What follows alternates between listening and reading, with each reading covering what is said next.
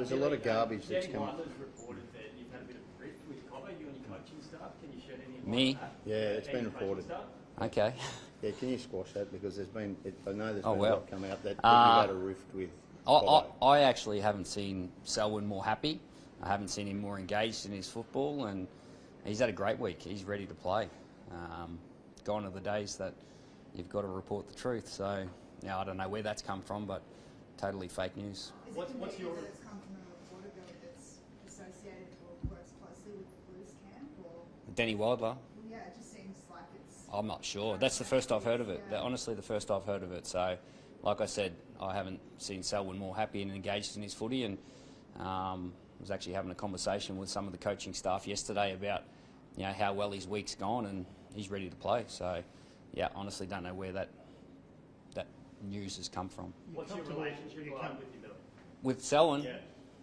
couldn't be stronger. I can't be more clear of that. Like, for me to talk about this is totally irrelevant. 24 hours before a game, like Selwyn and I, fine. Like, there's, like, for that's total fake news. Like, honestly, like, the accountability to report the truth is obviously not there. To throw that sort of stuff out, that's the first I've heard of it. You left him out in game 2, Billy, but you're comfortable with your decision to do that, and what he's shown since to come back into the side? Absolutely. The reasons for that? I mean, Absolutely, yep. What have you liked about what he did after he was rested for game 2? I've liked plenty about what Selwyn brings to a footy team. Yeah. What do you like about Selwyn? Oh, I think it was fantastic. Me too. Powerful. Me too. Yeah, he's a good player. So that break worked, do you reckon? Dropping in, reckon, give him a bit of a refresher? Yeah, it just wasn't quite right to play game 2. And he will be first to admit that. He just wasn't quite right, and he's good to go now. He's had a good week at training. He's physically ready. He's had a great preparation, and he's ready to play. Billy, what's Dane Gagai brought to the game? He's been great. Even in game 2, when he was 18th man, I thought, the energy that he brought, he's got great experience, and we all know what he brings at this level. He's a passionate Queenslander, and looking forward to Dane Gagai wearing a Maroon jersey again tomorrow night. Billy, you were in this exact predicament in 2022, and you were rookie coach that year, and ended pretty well for you that night.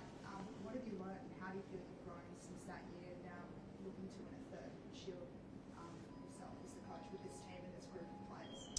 Yeah.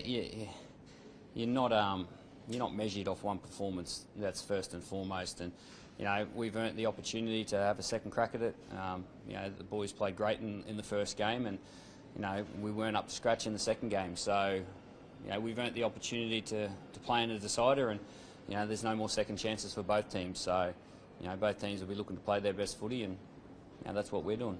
An explosive start to 2022 decider, Billy, and Gus Gould says that he's expecting a tinderbox. I think he said last night, kill or be killed, that sort of thing. Are you expecting a... Well, hopefully we don't have any deaths, mate. That'd be a tragedy, wouldn't it? What he said. Are you expecting fireworks? Look, it's a state of origin. Look, the footy's important. Look, at the end of the day, the best footy team, won the game in game 1. The best footy team won the game in game 2. The best footy team will win the game in game 3. The rest is irrelevant. What we say here is irrelevant. The performance tomorrow night is what the story is. Bill, can I ask about the refereeing? Did you have a chance to talk to the NRL after game 2? Because there was certainly some different interpretations from the first half to the second half, and I know that's not your usual style, but with such an important game, have you managed to reach out just to get some clarification around it? Yeah, Dobbo, we had 34 points scored against us in the first half of game 2. We've got more things to worry about than the referee, so we worry about our job, what we can control, and the referee will do his job. Last time you guys were at Suncorp, Daly had a blinder headlined by the Crichton tackle. If you can guide this team to a win after what happened in Melbourne, and then also having done that in 2022, what does that do for his legacy in this arena and where it stands among? Yeah, look, I'm not going to sit here and talk about legacies. We're talking a lot about the past here. Our focus is what's going to happen tomorrow night. That's where we've put all our energy. All our focus has been on being at our best for 80 minutes tomorrow night, individually and collectively as a team. What's happened last year, what's happened 6 years ago, it's totally irrelevant. We're keeping our head where our feet are, and our feet are right here 24 hours away from a decider at Suncorp Stadium, and you know that's where all our energy is, and that's where my mind is. And how important is it that you make mistakes early, particularly tomorrow night? Like, I mean, the talk after games is all about whether New South Wales can lead Queensland. Is there a response physically from Queensland in the first 20 minutes? Well, we need to get our footy on early. You know, we missed that in game 2, and you know, we saw in game 1 how hard it is to play fatigued. We saw in game 2 for us. You know, when you're tired and you don't have the football, we had 30% of the football in the first half. You know, discipline wasn't up to scratch. You know, the penalty count was 6-0 after 30 minutes. You give the opposition that at this level, and you're going to be fatigued, and it's a tough enough game to play without fatigue. So we need to get our footy on early. So you talk about the start. You know, footy's really important at the start. You can't be ill-disciplined and make statements and give away penalties. It's about playing footy. It's a game of footy at the end of the day. And I was going to say, it's tough to sort of draw that, like find the balance, because ultimately, say you don't want to be giving away penalties early or losing guys and all of that, but by the same token, I guess you probably still want to impose yourself on the game early. Well, it's a game of footy. I don't see it tough. It's just the start of the game. You said at the beginning of this camp that you're going to learn lessons from game 2. How do you personally feel you've approached this camp differently, and I guess what are your emotions like ahead of Yeah. the start?